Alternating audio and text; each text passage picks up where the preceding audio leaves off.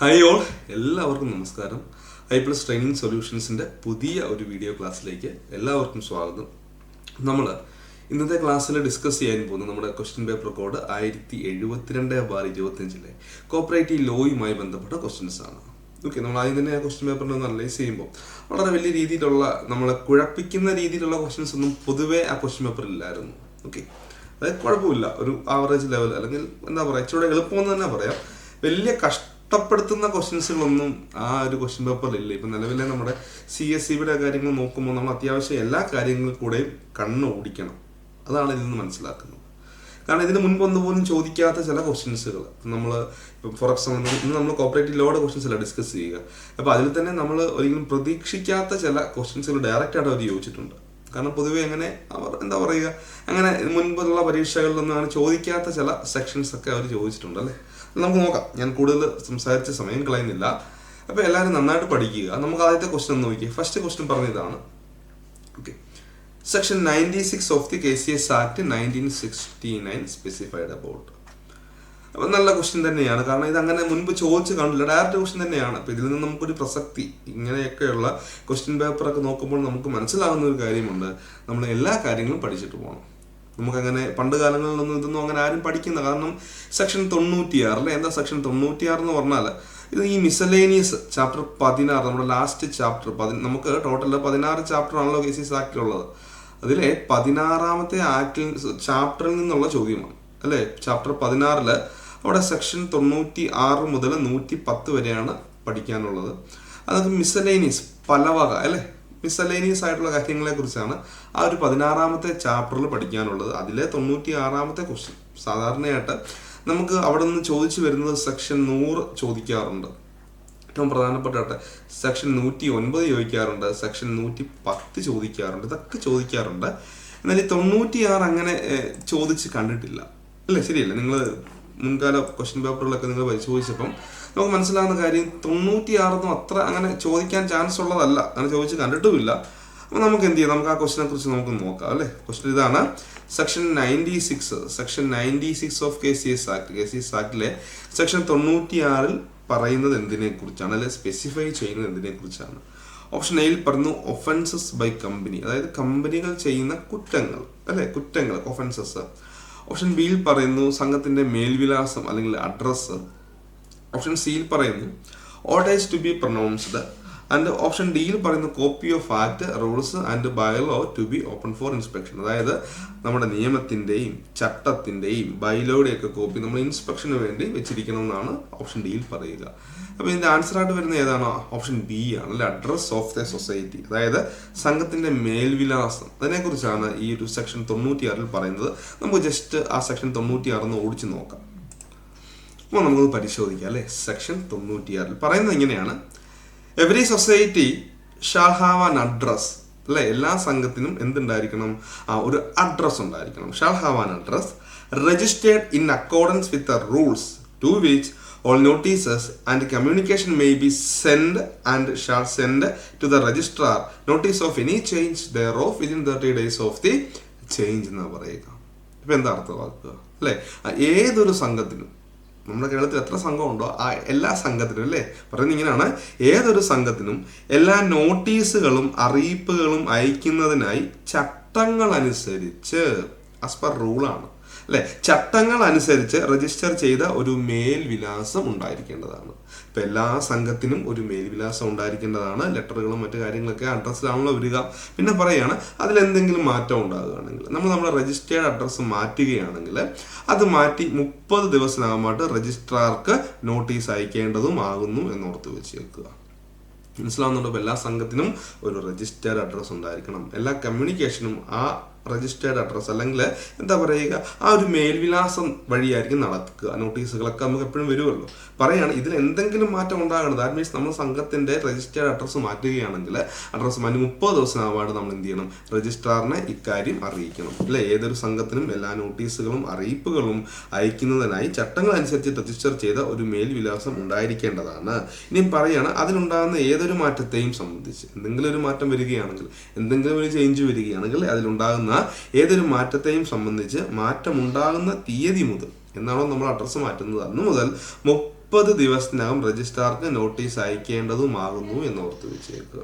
മക്കളെ മറക്കരുതേ, കാരണം ഇനിയിപ്പോൾ അടുത്ത തവണ വേണമെങ്കിൽ ചോദിക്കാം, അങ്ങനെ രജിസ്റ്റേർഡ് അഡ്രസ്സിൽ എന്തെങ്കിലും ചേഞ്ച് ഉണ്ടാകുകയാണെങ്കിൽ ചേഞ്ച് ഉണ്ടായി എത്ര ദിവസത്തിനകമായിട്ട് ഈ കാര്യം രജിസ്ട്രാറിനെ അറിയിക്കണമെന്ന് ചോദിച്ചാൽ നിങ്ങൾ മനസ്സിലാക്കുക 30 ദിവസം കേട്ടോ. അഡ്രസ്സ് ചേഞ്ച് ഉണ്ടായി കഴിഞ്ഞാൽ ചേഞ്ച് ചെയ്ത് 30 ദിവസത്തിനകമായിട്ട് ആ കാര്യം നമ്മൾ രജിസ്ട്രാറിനെ അറിയിക്കണം. ക്ലിയർ അല്ലേ? ഇനി copy of factor rules and bylaw to be open for inspection പറയുന്നത് സെക്ഷൻ 97 കേട്ടോ. സെക്ഷൻ 97 ഇത് സെക്ഷൻ 96 ഓർത്ത് വെച്ച് കേട്ടോ. വളരെ പ്രധാനപ്പെട്ട കുറച്ച് ഭാഗങ്ങളാണ്. നമ്മൾ ഇതൊക്കെ ഇനിയിപ്പോൾ അടുത്ത പരീക്ഷയ്ക്കൊക്കെ വേണമെങ്കിൽ ഇതിൽ ചോദിക്കാം. ഇനി ഓർഡേഴ്സ് ടു ബി പ്രൊനൗൺസ്ഡ് പറയുന്ന സെക്ഷൻ 99 ഓർത്ത് വെച്ചേക്കുക. ഓക്കെ, സെക്ഷൻ ഏതിലാണ് മക്കളെ? സെക്ഷൻ 99. ഇനി ഒഫൻസ് ബൈ കമ്പനീസിനെ കുറിച്ച് പറയുന്നത് section 95A. Okay, offense by companies section 95A, address of a society section 96, orders to be pronounced അല്ലെ, orders to be pronounced നെ കുറിച്ച് പറഞ്ഞ section 99, copy of act, rule and bylaw to be open for inspection നെ കുറിച്ച് പറയുന്നത് section 97. ഒന്ന് ഓടിച്ച് നോക്കിയിട്ട് പോവാം. നമ്മളിവിടെ ഒന്നും കാണാതുള്ള പഠനമല്ല ആവശ്യമായിട്ടുള്ളത്, കാര്യങ്ങളൊക്കെ നമുക്കും അറിയാം അല്ലേ, നമ്മളും അറിഞ്ഞിരിക്കണം. കാരണം നാളെ ഇങ്ങനെയൊക്കെ നമ്മൾ ബാങ്കിലൊക്കെ ചെയ്യുന്നതിന് ശേഷം നമ്മളൊക്കെ സെക്രട്ടറിമാരൊക്കെ ആകുമ്പോൾ ഇങ്ങനെ പേരൊക്കെ മാറ്റുന്ന സമയത്ത് നമുക്ക് നിയമം അറിഞ്ഞിരിക്കണ്ടേ അല്ലേ? എല്ലാവരും ഒന്ന് ജസ്റ്റ് ഒന്ന് ഓർത്ത് വെച്ച് വെക്കുക. ഓക്കെ, അടുത്തൊരു ക്വസ്റ്റ്യൻ ആണ്, നല്ല ക്വസ്റ്റ്യൻ തന്നെയാണ് അടുത്ത question. The quorum for the general body meeting of state cooperative union shall be. അതായത് സ്റ്റേറ്റ് കോപ്പറേറ്റീവ് യൂണിയൻ, സംസ്ഥാന സഹകരണ യൂണിയൻ. എന്താണ് മക്കളെ പറയുന്നത്? സ്റ്റേറ്റ് കോപ്പറേറ്റീവ് യൂണിയൻ മീൻസ് സംസ്ഥാന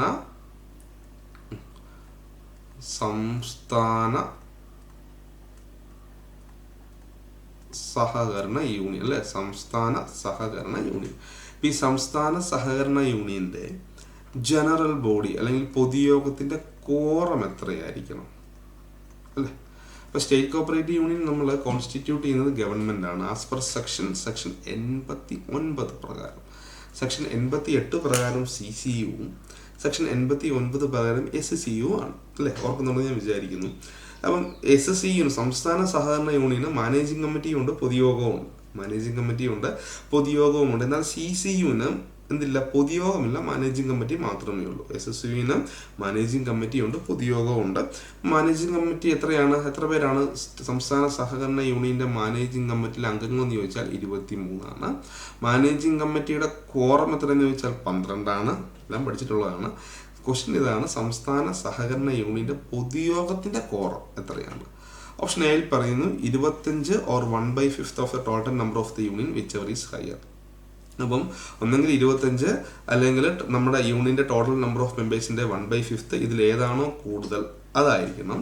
ഓപ്ഷൻ ബി പറയാണ് 20 or 1/4. അപ്പോൾ 20 അല്ലെങ്കിൽ 1/4 എന്തിന്റെ of the total number of members, ഒന്നെങ്കിൽ 20 പേര് അല്ലെങ്കിൽ നമ്മുടെ യൂണിയന്റെ ടോട്ടൽ നമ്പർ ഓഫ് മെമ്പേഴ്സിന്റെ 1/4 ഇതിലേതാണോ കൂടുതൽ അത്. ഓപ്ഷൻ സിയിൽ പറയാണ് 25 അല്ലെങ്കിൽ 25 or 1/5 of the total number of members of the union, ഒന്നെങ്കിൽ 25 അല്ലെങ്കിൽ നമ്മുടെ യൂണിയന്റെ ടോട്ടൽ നമ്പർ ഓഫ് മെമ്പേഴ്സിന്റെ 1/5 ഇതിലേതാണോ കുറവ്. ഓപ്ഷൻ ഡിയിൽ പറയാണ് 20 or 1/4 of the number of members of the union which ever is less, ഒന്നെങ്കിൽ 20 പേര് അല്ലെങ്കിൽ നമ്മുടെ യൂണിയന്റെ മെമ്പേഴ്സിന്റെ 1/4 ഇതിലേതാണോ കുറവ് അതാണെന്നാണ് ഓപ്ഷൻ ഡിയിൽ പറയുക. നല്ല ക്വസ്റ്റ്യൻ തന്നെയാണ് അല്ലേ? മുൻപ് നമ്മൾ ചോദിച്ചിട്ടുള്ള ക്വസ്റ്റ്യൻ തന്നെയാണ് അല്ലേ മക്കളെ? ഇപ്പോൾ ഏത് ആൻസർ വരിക? 20 or 1/4 of the number of members of the union which ever is less. ഒന്ന് ഓർത്ത് വെച്ചേക്കുക, ചോദിച്ചിട്ടുണ്ട്. ഇത് PYQ ആണ്. നമ്മൾ ക്ലാസ്സുകളിൽ സ്പെസിഫൈ ചെയ്ത് തന്നെ പറഞ്ഞിട്ടുള്ള മേഖലയാണ് ഈ സ്റ്റേറ്റ് കോപ്പറേറ്റീവ് യൂണിയനെ കുറിച്ച് പഠിപ്പിച്ചപ്പോൾ. ഇത് ഓൾറെഡി ഞാൻ തന്നെ വളരെ വിശദമായിട്ട് പറഞ്ഞിട്ടുണ്ട്. 20 അല്ലെങ്കിൽ 1/4 ഇതിലേതാണോ കുറവ് അതായിരിക്കും ഏതിൻ്റെ? സംസ്ഥാന സഹകരണ യൂണിയന്റെ പൊതുയോഗത്തിന്റെ കോറം. CCUവിന് എന്തില്ല? പൊതുയോഗമില്ല, മാനേജിംഗ് കമ്മിറ്റി മാത്രമേ ഉള്ളൂ. സ്റ്റേറ്റ് കോപ്പറേറ്റീവ് യൂണിയന് മാനേജിംഗ് കമ്മിറ്റിയുണ്ട്, പൊതുയോഗമുണ്ട്. എങ്ങനെയാണ് അതിലെ അംഗങ്ങൾ വരുന്നതെന്നൊക്കെ വളരെ വിശദമായിട്ട് ക്ലാസ്സസിൽ പറഞ്ഞിട്ടുണ്ട്. അപ്പോൾ എല്ലാവരും ക്ലാസ്സസൊക്കെ ഒന്നുകൂടെ ഒന്ന് വെരിഫൈ ചെയ്ത് നോക്കുക. ക്ലിയർ അല്ലേ? ഇതിനെക്കുറിച്ച് പ്രതിപാദിക്കുന്നത് എവിടെയാണ്? അതും നമ്മൾ ഓൾറെഡി ക്ലാസ്സിൽ പറഞ്ഞിട്ടുണ്ടല്ലേ. ആ റൂള് എവിടെയാണ് മക്കളെ പ്രതിപാദിക്കുന്നത്? പറയുന്നുണ്ട് റൂള് 164 കേട്ടോ. റൂള് 164 അവിടെ സബ് റൂൾ 3 പറയുക. The quorum of the general body meeting shall be 20 or 1/4 of the number of member of the state cooperative union whichever is less. ഒന്ന് ഓർത്ത് വെച്ചേക്കണേ കേട്ടോ. ഇതൊക്കെ എടുത്ത് പറഞ്ഞിട്ടുള്ളതാണ്, എനിക്കറിയാം. ക്ലാസ്സിൽ ഞാൻ വളരെ വിശദമായിട്ട് പറഞ്ഞിട്ടുള്ളതാണെങ്കിലും ഒന്ന് ഓർത്ത് വെച്ചേക്കണം, പഠിച്ചിരിക്കണം. അടുത്ത ക്വസ്റ്റ്യൻ നോക്കാം. ഇത് നല്ലൊരു ക്വസ്റ്റ്യൻ ആണ്. Every elected or co-opted member of the committee of a cooperative society shall be attend the training program prescribed by Rule 50A. Rule 50A എന്ന് ഓർത്ത് വെച്ചേക്കും. Rule 50A of the cases rules 1969 within dash from the date of such election. ഇപ്പം എന്താണ് ഇവിടെ അർത്ഥമാക്കുന്നത്? Elect ചെയ്ത, അതായത് തെരഞ്ഞെടുപ്പ് നേരിട്ട് വന്ന മെമ്പേഴ്സോ അല്ലെ തെരഞ്ഞെടുപ്പ് നേരിട്ട് വന്ന കമ്മിറ്റി മെമ്പേഴ്സോ അല്ലെങ്കിൽ നമ്മൾ കോപ്റ്റ് ചെയ്ത മെമ്പേഴ്സോ ആരും ആയിക്കോട്ടെ, അവരെന്ത് ചെയ്യണമെന്നാണ് പറയുക?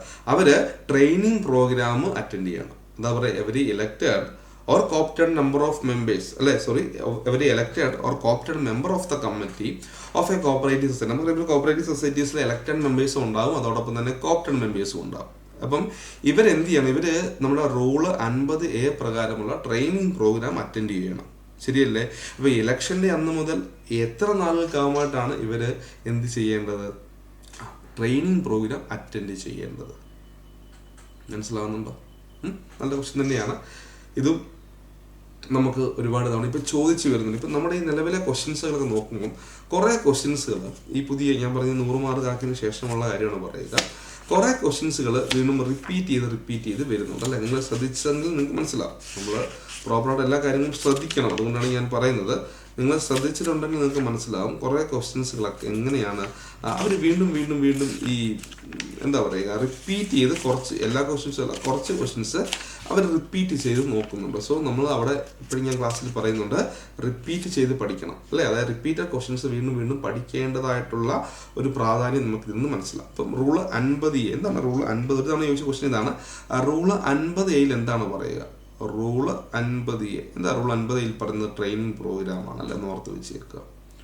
ട്രെയിനിങ് പ്രോഗ്രാമാണ്.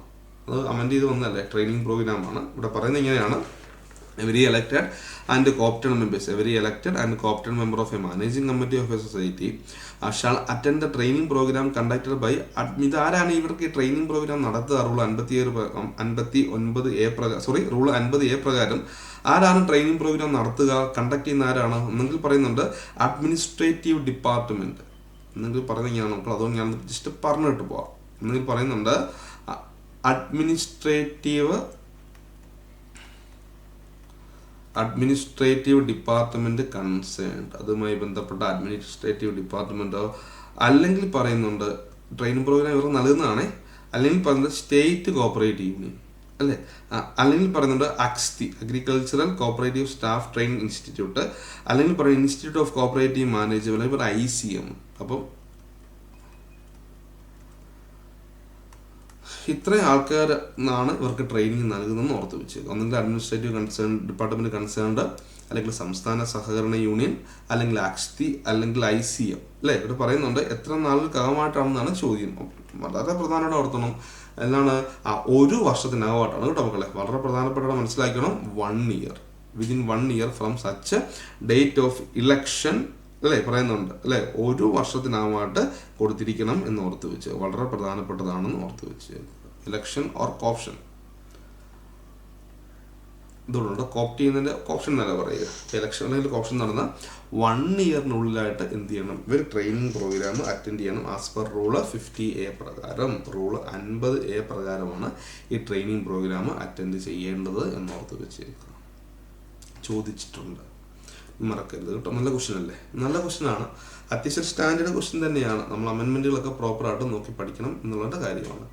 അടുത്ത ക്വസ്റ്റ്യൻ ആണ്: the election fees to be remitted by circle cooperative union for the election of circle union members is dash rupees ആണ്.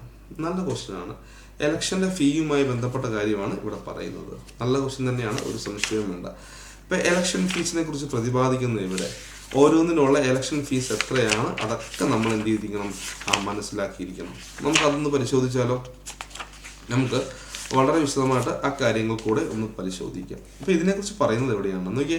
ഇത് election fees to be remitted by circle cooperative union. Circle cooperative union അടയ്ക്കേണ്ട election ഫീസിനെ കുറിച്ചാണ് പറയുന്നത്. Okay, ഇവിടെ നോക്കാം.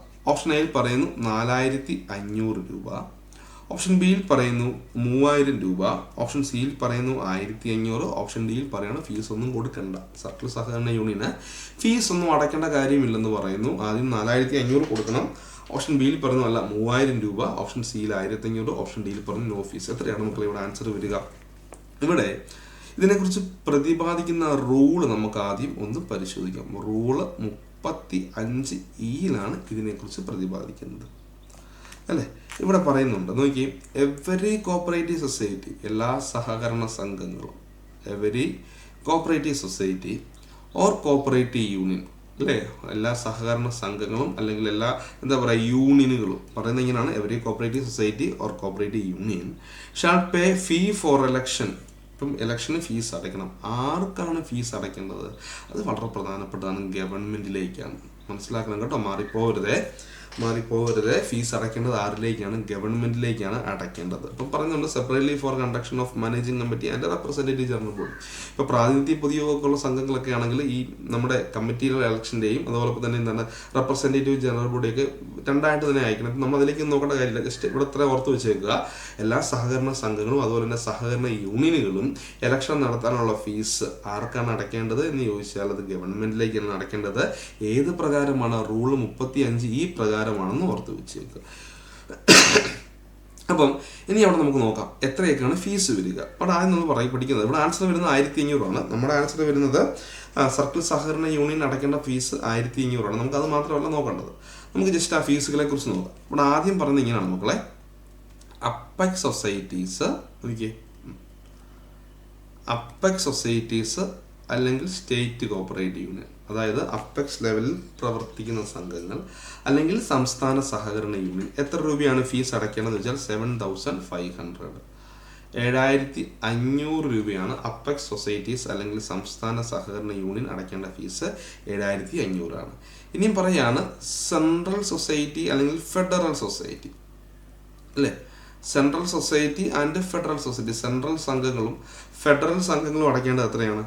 4500, 4500 രൂപയാണ് central സംഘവും ഫെഡറൽ സംഘവും അടയ്ക്കേണ്ടത്. സെൻട്രൽ സൊസൈറ്റിക്കും ഫെഡറൽ സംഘത്തിനും 4500 രൂപയാണ്. ഇനിയും പറയാണ് credit society and housing society, വായ്പാ സംഘങ്ങൾ അതോടൊപ്പം തന്നെ ഹൗസിംഗ് സംഘങ്ങൾ അല്ലെ. Credit society and housing society എത്രയാണ് അടയ്ക്കേണ്ടത്? അവർ 3000 രൂപയാണ് അടയ്ക്കേണ്ടത്. ഇനിയും പറയാണ് അതർ സൊസൈറ്റി, ഇതിലൊന്നും പെടാത്ത മറ്റ് സംഘങ്ങൾ, അതർ സൊസൈറ്റീസ് ഓർ CCU. നമ്മുടെ ചോദ്യം ഏതാണ്? CCUൻ്റെ അല്ലേ കേട്ടോ മക്കളെ, CCUൻ്റെ അല്ലേ. ഇപ്പം എത്രയാണ്? അതർ സൊസൈറ്റി ആൻഡ് CCU ആണെങ്കിൽ 1500. ഇതിൻ്റെ പ്രാധാന്യം ഇത്തവണ നമ്മൾ ചോദിച്ചത് CCU ആണ്. മേ ബി അടുത്ത തവണ നമ്മുടെ അപ്പെക്സ് സൊസൈറ്റി ചോദിക്കാം, സെൻട്രൽ സംഘം ചോദിക്കാം, ഈവൻ സ്റ്റേറ്റ് കോപ്പറേറ്റീവ് യൂണിയൻ ചോദിക്കാം, ക്രെഡിറ്റ് സൊസൈറ്റീസും ഹൗസിംഗ് സംഘങ്ങളെ കുറിച്ച് ചോദിക്കാം. അപ്പോൾ ഇത് നമ്മൾ അറിഞ്ഞിരിക്കണം. മനസ്സിലാവുന്നുണ്ടോ? ഇങ്ങനെയാണ് നമ്മളൊരു ക്വസ്റ്റ്യൻ പഠിക്കുമ്പോൾ അതുമായി ബന്ധപ്പെട്ട അതുമായി റിലേറ്റ് ചെയ്ത ഫാക്റ്റും കൂടെ ജസ്റ്റ് ഒന്ന് മനസ്സിലാക്കി പോകണം കേട്ടോ. ഇനിയാണ് പറയുന്നത് ചില സംഘങ്ങൾ ഈ ഇലക്ഷൻ്റെ ഫീസിൽ നിന്നും അവർക്ക് എക്സംഷൻ ഉണ്ട്. ദാറ്റ് മീൻസ് അവരെ ഒഴിവാക്കിയിട്ടുണ്ട്. അപ്പോൾ ഏതൊക്കെ സംഘങ്ങൾക്കാണ് അവിടെ എക്സംഷൻ ഉള്ളതും കൂടെ നമുക്ക് ജസ്റ്റ് അതും കൂടെ ഒന്ന് മനസ്സിലാക്കണം. വേണ്ടടാ എക്സംഷനുള്ള സംഘങ്ങൾ ഏതാണെന്നും കൂടെ നമുക്ക് ജസ്റ്റ് ഒന്ന് മനസ്സിലാക്കി പോകാം. ഇവിടെ പറയുന്നത് following classes of societies are exempted from the payment of fees. അപ്പം റൂള് 35E സബ് റൂള് 2 ഈ എക്സംഷൻ കേസസ് പറയുന്നത്. അതായത് ഏതൊക്കെ സംഘങ്ങൾ ഇത് അടയ്ക്കണ്ട അല്ലേ, ആർക്കൊക്കെയാണ് ഇവിടെ ഇളവ് ലഭിക്കുന്നത് അല്ലെങ്കിൽ ഒഴിവ് ലഭിക്കുന്നത്, അടയ്ക്കേണ്ടാത്തത്. അവിടെ ആദ്യം പറയുന്നുണ്ട് all primary cooperative society of which all or majority of the members are belonging to SC or ST or societies organized for the welfare of physically disabled person. അപ്പം ഇവിടെ പറയുകയാണ് SC ST സംഘങ്ങൾക്ക് എക്സംഷൻ ഉണ്ട്. അതോടൊപ്പം തന്നെ പറയുന്നുണ്ട് societies organised for the welfare of physically disabled person.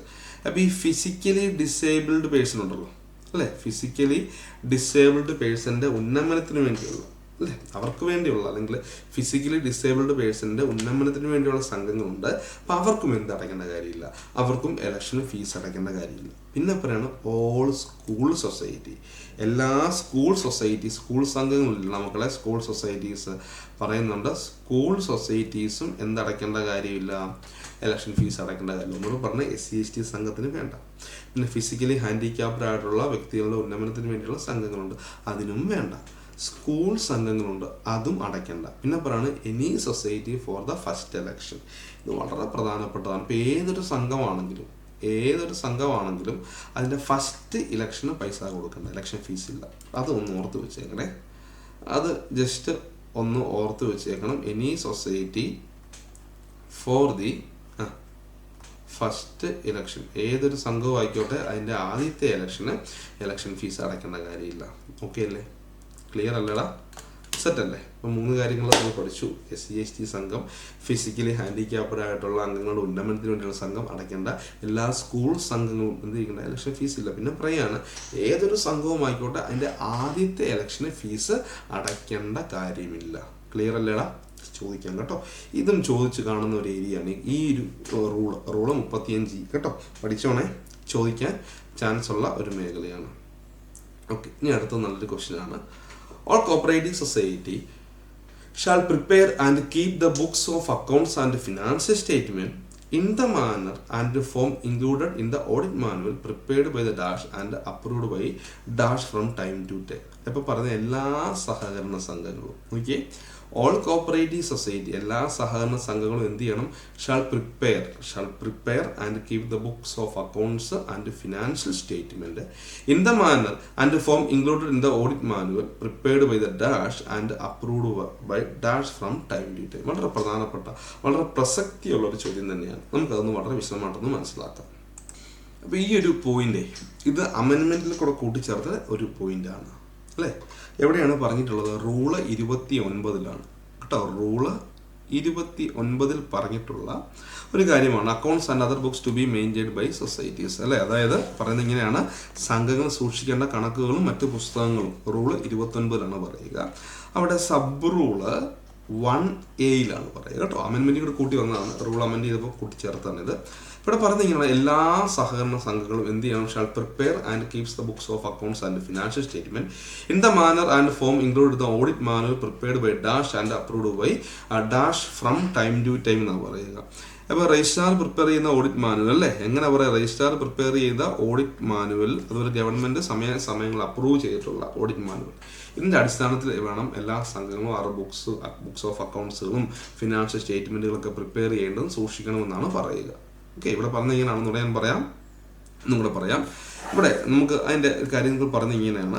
എല്ലാ സഹകരണ സംഘങ്ങളും, ഓൾ കോപ്പറേറ്റീവ് സൊസൈറ്റി, എല്ലാ സഹകരണ സംഘങ്ങളും prepare and keep the books of accounts, എല്ലാ സംഘങ്ങളും അവരുടെ ബുക്സ് ഓഫ് അക്കൗണ്ട്സുകൾ പ്രിപ്പയർ ചെയ്യേണ്ടതും അതിൽ സൂക്ഷിക്കേണ്ടതും ഒക്കെ ഏത് രീതിയിലാണെന്ന് വെച്ചാൽ in the manner and form included in the audit manual prepared by registrar prepare ചെയ്ത ഓഡിറ്റ് മാനുവലിൻ്റെയും അതുപോലെ അത് ആര് അപ്രൂവ് ചെയ്യുന്നത്? ആ ഗവൺമെൻറ് അപ്രൂവ് ചെയ്തിട്ടുള്ള. പറയുന്നത് ഇങ്ങനെയാണ്, കാലാകാലങ്ങളിൽ ഇങ്ങനെ പറയുക, കാലാകാലങ്ങൾ രജിസ്ട്രാർ തയ്യാറാക്കിയ സർക്കാർ അംഗീകരിച്ച, രജിസ്ട്രാർ തയ്യാറാക്കിയ മാത്രം പോലെ സർക്കാർ അത് അംഗീകരിക്കുകയും വേണം. അപ്പോൾ കാലാകാലങ്ങളിൽ രജിസ്ട്രാർ തയ്യാറാക്കി സർക്കാർ അംഗീകരിച്ച ഓഡിറ്റ് മാനുവലിൽ ഉൾപ്പെടുത്തിയിട്ടുള്ള ഫോറങ്ങളിലും അവിടെ നൽകിയിട്ടുള്ള മാതൃകയിലും എല്ലാ സംഘങ്ങളും തങ്ങളുടെ കണക്കുകളും സാമ്പത്തിക സ്റ്റേറ്റ്മെന്റുകളും തയ്യാറാക്കേണ്ടതും സൂക്ഷിക്കേണ്ടതുമാണെന്ന് ഓർത്ത് വെച്ചേക്കുക. ഇവിടെ പറയുന്നത് ഇത് rule 29 sub rule 1A. Okay, അപ്പം രജിസ്ട്രാർ കാലാകാലങ്ങളിൽ രജിസ്ട്രാർ എന്ത് ചെയ്യണം? ഓഡിറ്റ് മാനുവൽ പ്രിപ്പയർ ചെയ്ത് എന്ത് ചെയ്യണം? അപ്രൂവൽ മേടിക്കണം. ഗവൺമെന്റ് അപ്രൂവൽ മേടിച്ചിട്ടുള്ള, അതായത് ഗവൺമെന്റ് അപ്രൂവൽ നൽകിയിട്ടുള്ള ഒരു ഓഡിറ്റ് മാനുവലുണ്ട്. അതിൽ പറയുന്ന രീതിയിൽ വേണം ബുക്സ് ഓഫ് അക്കൗണ്ട്സുകളൊക്കെ പ്രിപ്പയർ ചെയ്യേണ്ടതും അതുപോലെ തന്നെ സൂക്ഷിക്കേണ്ടതും. അതും ജസ്റ്റ് ഒന്ന് മനസ്സിലാക്കി വെക്കുക. ഓക്കെ, നല്ല ക്വസ്റ്റ്യൻ ആയിരുന്നു. റൂൾ 29 ഇവിടെ കുറച്ച് റൂളിൻ്റെ അധികം ചോദ്യങ്ങൾ കയറി വന്നിട്ടുണ്ട്. എസ്പെഷ്യലി അവിടെ അമെൻമെൻറ്റിൻ്റെ ക്വസ്റ്റ്യൻസ് ആണ് കൂടുതലും. അമെൻമെൻറ്റ് ചെയ്ത ഭാഗത്ത് നിന്ന് കൂടുതൽ ടോപ്പിക്സുകൾ ചോദിച്ചിട്ടുണ്ട്. അതുകൊണ്ട് തന്നെ നമ്മൾ അമെൻമെൻറ്റ് നന്നായിട്ട് പഠിക്കണം. നോക്കുമ്പോൾ കഴിഞ്ഞ കുറേ ക്വസ്റ്റ്യൻസ് ഒക്കെ നമ്മൾ നോക്കുമ്പോഴെല്ലാം പഠിക്കുന്ന എന്തിനെ കുറിച്ചാണ്? അമെൻമെൻറ്റിനെ കുറിച്ചാണ് പറയുക അല്ലേ, അമെൻമെൻറ്റിനെ കുറിച്ചാണ് പറയുക. നമുക്കിനി അടുത്ത ക്വസ്റ്റ്യൻ കൂടെ നോക്കാം. അടുത്ത ക്വസ്റ്റ്യൻ പറയാണ്, on the expiry of the period of dash the books and records of a liquidated society may be destroyed by the liquidator on taking orders to that effect from the registrar. ഇത് പറയുന്നത് എന്തിനെ കുറിച്ചാണ്? ലിക്വിഡേഷനെ കുറിച്ചാണ്, winding അപ്പിനെ കുറിച്ചാണ് അല്ലേ. Winding up, liquidation തുടങ്ങി ആ ഒരു മേഖലയെ കുറിച്ചാണ് ഇവിടെ പറയുന്നത്. അപ്പോൾ ഇവിടെ പറയുകയാണ്, on the period of dash, on the expiry of period of dash, the books and accounts of a liquidated society. ഒരു സംഘം ലിക്വിഡേറ്റ് ചെയ്ത് കഴിഞ്ഞാൽ ആരാണ്, അല്ലെങ്കിൽ ഒരു സംഘം വൈൻഡിങ് അപ്പ് ചെയ്യുക, നമുക്ക് നിയമപരമായിട്ട് പറയുന്ന ടൈം വൈൻഡിങ് അപ്പ് എന്നാണ് കേട്ടോ. അത് നമ്മൾ ഒരു തവണ അങ്ങനെ ചോദിച്ചിട്ടുണ്ട്. നമുക്ക് നിയമപരമായിട്ട് പറയുന്ന ടേം അത് ലിക്വിഡേഷൻ എന്നല്ല, അത് വൈൻഡിങ് അപ്പ് എന്നാണ്. ഓക്കെ, അതെന്താണ്? അത് വൈൻഡിങ് അപ്പ് ആണെന്ന് ഓർത്ത് വെച്ചേക്കുക. നമ്മൾ വൈൻഡിങ് അപ്പ് ചെയ്യുമ്പോൾ ആരാ വൈൻഡിങ് അപ്പ് ചെയ്യുന്നത്? ലിക്വിഡേറ്ററിനെ അപ്പോയിന്റ് ചെയ്തതാണ്. ലിക്വിഡേറ്ററാണ് സംഘത്തിന് കിട്ടാനുള്ളതൊക്കെ മേടിക്കും, സംഘം കൊടുക്കാനുള്ളതൊക്കെ കൊടുത്തു തീർത്ത് സംഘത്തിന്റെ പ്രവർത്തനം സമാപ്തീകരണം നടത്തുക, വൈൻഡ് അപ്പ് ചെയ്യുക എന്ന് പറയും. സമാപ്തീകരണത്തിലേക്ക് വരിക എന്നല്ലേ പറയുക, അല്ലേ? ഇപ്പോൾ ഇവിടെ പറയുകയാണ് അങ്ങനെ ഇതെല്ലാം ചെയ്ത് കഴിയുമ്പോൾ ഇതിന്റെ ബുക്സും അക്കൗണ്ട്സുകളും ലിക്വിഡേറ്റർ തന്നെ സൂക്ഷിക്കണം എന്നാണ് പറയുക. അങ്ങനെ ലിക്വിഡേറ്റർ സൂക്ഷിക്കും. ലിക്വിഡേഷൻ ഒരു സംഘത്തിന്റെ സമാപ്തീകരണം ചെയ്ത് കഴിഞ്ഞാൽ ലിക്വിഡേറ്റർ അദ്ദേഹത്തിന്റെ ഓഫീസിൽ അത് സൂക്ഷിക്കും. ചോദ്യം ഇതാണ്, എത്ര വർഷം കഴിഞ്ഞാണ് ലിക്വിഡേറ്ററിന് ഈ ബുക്സുകളും അക്കൗണ്ട്സുകളും ഒക്കെ നശിപ്പിക്കാൻ പറ്റുന്നത് അല്ലെങ്കിൽ ഡിസ്ട്രോയ് ചെയ്യാൻ പറ്റുന്ന എത്ര വർഷം കഴിഞ്ഞാണെന്നാണ് ചോദ്യം. അത് പറയുന്നത് റൂള് 70-ലാണ്. എവിടെയാ മക്കളെ? റൂള് 70-ലാണ് പറയുക. എന്താ റൂൾ 70 പറയുന്നത്? Disposal of records of a society ordered to be wound up എന്ന് പറയുക. അപ്പോൾ പറയുന്നുണ്ട് എത്ര നാൾ കഴിഞ്ഞിട്ടാണ്? 3 വർഷം കഴിഞ്ഞിട്ടാണെന്ന് ഓർത്ത് വെച്ചേക്കുക. ഓക്കെ, ഇവിടെ പറയുന്നത് ഇങ്ങനെയാണ്, on the expiry of period of dash എത്രയാണ്? 3 years ആണ്. 3 വർഷം കഴിഞ്ഞ് കഴിഞ്ഞാൽ എന്ത് ചെയ്യാൻ പറ്റും? പറയുന്നുണ്ട് the books and records of a liquidated society may be destroyed by the liquidator എന്ത് ചെയ്യാൻ? നശിപ്പിക്കാം. എങ്ങനെ? രജിസ്ട്രാറിൽ നിന്ന് ഓർഡർ കിട്ടും കേട്ടോ. പറഞ്ഞാണ് all the books and records of a society the hour of which have been wound up shall be retained by the liquidator in his office for a period of 3 years എന്ന് പറയാം. 3 വർഷം വരെ നമുക്ക് ഇത് liquidator അദ്ദേഹത്തിന്റെ ഓഫീസിൽ സൂക്ഷിക്കണം. ഇനി പറയാണ് on the expiry of the said period of 3 years. അങ്ങനെ 3 വർഷം കഴിഞ്ഞതിന് ശേഷം എന്ത് ചെയ്യാം? The books and records may be destroyed by the liquidator on taking orders to that effect from the രജിസ്ട്രാറിന്റെ കയ്യിൽ നിന്ന് നിർദ്ദേശം കിട്ടിയ ശേഷം എന്ത് ചെയ്യാം? അത് ഡിസ്ട്രോയ് ചെയ്യാൻ, നശിപ്പിക്കാമെന്ന് ഓർത്ത് വെച്ചേക്കുക. ക്ലിയർ അല്ലേ? അത്രയാണ് അവിടെ നമുക്ക് പഠിക്കാനുള്ളത്. അപ്പോൾ ഞാൻ പറഞ്ഞു ഈ ക്വസ്റ്റ്യൻസ് ഒക്കെ വളരെ എന്താ പറയുക ഇമ്പോർട്ടൻ്റ് ആയിട്ടുള്ള അല്ലെങ്കിൽ ഒരു പ്രാക്ടിക്കൽ പോയിന്റ് ഓഫ് വ്യൂ ക്വസ്റ്റ്യൻസുകളാണ് കൂടുതലും തന്നിട്ടുള്ളത്. കാരണം ബൈൻഡിങ് അപ്പ് ആയിക്കോട്ടെ, അതിന് ട്രെയിനിങ് പ്രോഗ്രാംസുകളായിക്കോട്ടെ, കോപ്റ്റ് ചെയ്ത അല്ലെങ്കിൽ ഇലക്ഷൻ കഴിഞ്ഞ് എത്രയാണ് ഇത്ര നാൾ കഴിയുമ്പോൾ 1 വർഷം കഴിയുമ്പോൾ ട്രെയിനിങ് പ്രോഗ്രാമിന് പങ്കെടുക്കണം. അങ്ങനെയുള്ള കുറേ അധികം നല്ല നല്ല ക്വസ്റ്റ്യൻസുകളാണ് ഈ ഒരു മേഖലയിൽ നിന്ന് അവരിപ്പോൾ നമ്മൾ ചോദിച്ചു വരുന്നത്, അല്ലേ? കാരണം ഇതൊക്കെ അമെൻഡ് ചെയ്ത ക്വസ്റ്റ്യൻസുകൾ കുറേ അധികം അവർ ചോദിക്കാറുണ്ട്. ഇലക്ഷൻ്റെ ഫീസ് പ്രാക്ടിക്കൽ നമ്മൾ അടയ്ക്കേണ്ടതാണ് കാര്യങ്ങൾ, അല്ലേ? അപ്പം അങ്ങനെയുള്ള ക്വസ്റ്റ്യൻസ് ജനറൽ ബോർഡ് കോറത്തെ കുറിച്ച് ചോദിക്കുന്നുണ്ട്. സെക്ഷൻ 96 സംഘത്തിൻ്റെ അഡ്രസ്സിനെ കുറിച്ച് ചോദിക്കുന്നുണ്ട്. അങ്ങനെ വളരെ പ്രധാനപ്പെട്ട കുറച്ച് ക്വസ്റ്റ്യൻസുകളൊക്കെയാണ് അവരിവിടെ നമ്മളോട് ചോദിച്ചിട്ടുള്ളത്. ഓക്കെ, അപ്പം നമ്മൾ എന്ത് ചെയ്യുക? നമ്മൾ നല്ല രീതിയിൽ കാര്യങ്ങൾ മനസ്സിലാക്കി പഠിക്കുക. നമ്മളെ കൊണ്ട് ചെയ്യാൻ പറ്റുന്ന കാര്യമാണ് നല്ല രീതിയിൽ തന്നെ നമ്മൾ കാര്യങ്ങൾ മനസ്സിലാക്കി പഠിക്കുക. ഇവിടെ ഒന്നും ഒരിക്കലും കാണാതെ പഠിച്ചുകൊണ്ട് പോയി ഈ 110 സെക്ഷനും ഈ 201 റൂളും ഒന്നും നമുക്ക് കാണാതെ പഠിച്ചു പോയി ചെയ്യാൻ തന്നെ ഒരു പരിമിതികളുണ്ട്. കാരണം ഇത് മാത്രമല്ല, കോർപ്പറേഷൻ പഠിക്കണം, banking, accountancy, English, GK, maths കുറേ അധികം കാര്യം പഠിക്കാനുണ്ട്. ഇപ്പോൾ ഇവിടെ ഒരിക്കലും ഞാൻ വീണ്ടും പറയുന്ന പറ്റുന്നതുകൊണ്ട് കാണാപ്പാടം പഠനം വേണ്ട. അതുകൊണ്ട് കാര്യമില്ല. നമ്മൾ കാര്യങ്ങൾ അപ്പം നിങ്ങൾ ചോദിക്കും സാറേ എങ്ങനെ ഇതല്ലേ നമ്മൾ നോക്കുമ്പോൾ കുറേ അധികം ബുദ്ധിമുട്ടാണ്, ശരിയാണ്. ഇത്രയും കാര്യങ്ങൾ നമ്മൾ വീണ്ടും റിവൈസ് ചെയ്യുക. നമ്മളൊരു ദിവസം കുറച്ച് സെക്ഷൻ 1 മുതൽ 10 വരെ സെക്ഷൻ പഠിക്കുന്നു, അല്ല 1 മുതൽ 6 വരെ സെക്ഷൻ പഠിക്കുന്നു, അതിൻ്റെ റൂളുകൾ പഠിക്കുന്നു. നമ്മൾ പിറ്റേ ദിവസം അടുത്തത് പഠിക്കുന്നതിന് മുൻപായിട്ട് ഇത് റിവിഷൻ ചെയ്യുക എന്നുള്ളത് മാത്രമേ ഉള്ളൂ. എന്നാൽ എത്രത്തോളം നന്നായിട്ട് നമുക്ക് ഇത് വീണ്ടും റിവൈസ് ചെയ്യുന്നു, പഠിച്ച കാര്യങ്ങൾ റിവിഷൻ ചെയ്യുന്നു, നന്നായിട്ട് പരീക്ഷകൾ, മോഡൽ എക്സാംസുകളൊക്കെ നല്ല രീതിയിൽ വീണ്ടും എഴുതി പരിശീലിച്ചെങ്കിൽ മാത്രമേ നമുക്ക് എന്ത് ചെയ്യാൻ പറ്റുള്ളൂ, നമുക്ക് വിജയിക്കാൻ പറ്റുള്ളൂ. വിജയം എന്ന് പറയുന്നത് നമ്മളിപ്പോഴും മനസ്സിലാക്കും മക്കളെ, നമ്മളൊക്കെ പഠിച്ച ഒരുപാട് കുട്ടികളെ പ്ലേസ്ഡ് ആയിട്ടുണ്ട്. അപ്പോൾ ഇവരിലൊക്കെ പറയുന്നത് കുറേ കഷ്ടപ്പെടാതെ പറ്റില്ല, ശരിയല്ലേ? അല്ല ശരി, നമ്മൾ മനസ്സിലാക്കുക നമുക്ക് അത്യാവശ്യം നല്ലൊരു സിലബസ് ബേസ്ഡ് ടോപ്പിക്ക് പഠിക്കാനുണ്ട്. നമ്മൾ ആദ്യം ചെയ്യേണ്ട കാര്യം എന്ന് പറഞ്ഞാൽ ഈ ടോപ്പിക്ക് പഠിച്ചെടുക്കുക, കണ്ടന്റ് പഠിച്ചെടുക്കുക എന്നുള്ളതാണ്. അങ്ങനെ കണ്ടന്റ് പഠിച്ചെടുത്തതിന് ശേഷം മാത്രമേ നമുക്ക് നല്ല രീതിയിൽ എന്ത് ചെയ്യാൻ പറ്റുള്ളൂ, ഇത് ഓക്കെ ആക്കാൻ പറ്റുള്ളൂ. ആദ്യം നമ്മൾ കണ്ടന്റ് നന്നായിട്ട് പഠിക്കുന്നു. കണ്ടന്റ് നന്നായിട്ട് പഠിച്ചതിന് ശേഷം നമ്മൾ അതുമായി ബന്ധപ്പെട്ട മോഡൽ എക്സാംസുകളൊക്കെ നല്ല രീതിയിൽ എഴുതി പഠിക്കണം. അങ്ങനെ തന്നെ പറ്റുള്ളൂ. എക്സാംസുകളൊക്കെ എഴുതി പരിശീലിച്ചേ നമുക്ക് റെഡിയാക്കാൻ പറ്റുള്ളൂ. അപ്പം നമ്മൾ ഒരു കാര്യം കൂടെ, നമ്മളതിൻ്റെ കോഴ്സ് ഇവിടെ ഓഫർ ചെയ്യുന്നുണ്ട് കേട്ടോ. I+ൽ കോഴ്സ് ഓഫർ ചെയ്യുന്നുണ്ട്. നമ്മൾ റെക്കോർഡർ ക്ലാസ്സസ് കംപ്ലീറ്റ് ആയിട്ടുള്ള നമ്മളെ സിലബസ് ബേസ്ഡ് റെക്കോർഡർ ക്ലാസ്സസ് നമ്മുടെ ആപ്പിലുണ്ട്. അതോടൊപ്പം തന്നെ എന്തുണ്ട്, നമ്മൾ മോഡൽ എക്സാംസുകൾ നല്ല മോഡൽ എക്സാംസുകൾ പ്രൊവൈഡ് ചെയ്യുന്നുണ്ട്. പിന്നെ ലൈവ് സെഷൻസ് കേട്ടോ. നമ്മൾ റെക്കോർഡർ മാത്രമല്ല, അതിൻ്റെ ലൈവ് സെഷൻസ് കൂടെ നമ്മൾ കവറപ്പ് ചെയ്യുന്നുണ്ട്. പിന്നെ നിങ്ങളുടെ ഡൗട്ട് ക്ലിയറിംഗ് സെഷൻ, നമ്മൾ എത്ര പഠിച്ചാലും നമുക്ക് ഡൗട്ട് ഉണ്ടാവും, നമ്മൾ എത്ര റെക്കോർഡ് ക്ലാസ് കണ്ടു പഠിച്ചാലും നമുക്ക് ഡൗട്ട്സുകൾ ഉണ്ടാവും. അപ്പോൾ എന്താണ് ആ ഡൗട്ട് ക്ലിയറിംഗ് സെഷൻസുകളും നമ്മൾ കണ്ടക്ട് ചെയ്യുന്നുണ്ട്, ഡൗട്ട് ക്ലിയറിംഗ് സെഷൻസ് കണ്ടക്ട് ചെയ്യുന്നുണ്ട്. പിന്നെ PYQs നമ്മൾ പറഞ്ഞു, ഇപ്പോൾ ഞാൻ ഓരോ ക്ലാസ് എടുക്കുമ്പോഴും പറഞ്ഞത് PYQസിൻ്റെ പ്രാധാന്യം തന്നെയുണ്ട്. അതായത് പുതിയതായിട്ട് വന്നിട്ടുള്ളൂ 100 മാർക്കിന് ആക്കിയതിന് ശേഷമുള്ള പ്രീവിയസ് ഇയർ ക്വസ്റ്റ്യൻ പേപ്പറിലെല്ലാം തന്നെ നമ്മൾ നല്ല രീതിയിൽ വിശകലനം ചെയ്തിട്ട് വേണം പരീക്ഷയ്ക്ക് പോകാൻ. അപ്പം അങ്ങനെ PYQസിന് വേണ്ടി പ്രാധാന്യം കൊടുത്തുകൊണ്ട് PYQ അനാലിസിസ് ഒക്കെ നമ്മൾ നടത്തുന്നുണ്ട്. നിങ്ങൾ നന്നായിട്ട് പഠിക്കുക. പിന്നെ നമ്മുടെ കോഴ്സിനെ കുറിച്ചുള്ള കൂടുതൽ കാര്യങ്ങൾ അറിയാൻ വേണ്ടി നമ്പർ 8606445522 നമ്പറിലേക്ക് കോൺടാക്ട് ചെയ്യുകയോ അല്ലെങ്കിൽ താഴെ ഡിസ്ക്രിപ്ഷൻ ബോക്സിൽ നമ്മുടെ ലിങ്ക് ഉണ്ട്, ഗൂഗിൾ ഫോംസ് നൽകിയിട്ടുണ്ട്, അതിൻ്റെ ലിങ്ക് പ്രൊവൈഡ് ചെയ്തിട്ടുണ്ട്. അതിൽ കൂടെ വേണമെങ്കിൽ നിങ്ങൾക്ക് നമ്മുടെ ടീമിനെ കോൺടാക്ട് ചെയ്യാം. ഇതുമായി ബന്ധപ്പെട്ട ഡൗട്ട്സുകളും കാര്യങ്ങളൊക്കെ നിങ്ങൾക്ക് ചോദിച്ച് ക്ലിയർ ചെയ്യാം. കോഴ്സിനെ കുറിച്ചുള്ള കൂടുതൽ കാര്യങ്ങൾ നമ്മുടെ ടീം നിങ്ങളുമായിട്ട് കോൺടാക്ട് ചെയ്യുന്നതായിരിക്കും. അപ്പോൾ എല്ലാവരും നന്നായിട്ട് പഠിക്കുക. എല്ലാവർക്കും വിജയാശംസകൾ. വീണ്ടും നമുക്ക് പുതിയ ക്ലാസ്സുകളായിട്ട് വീണ്ടും കാണാം. Okay, thank you.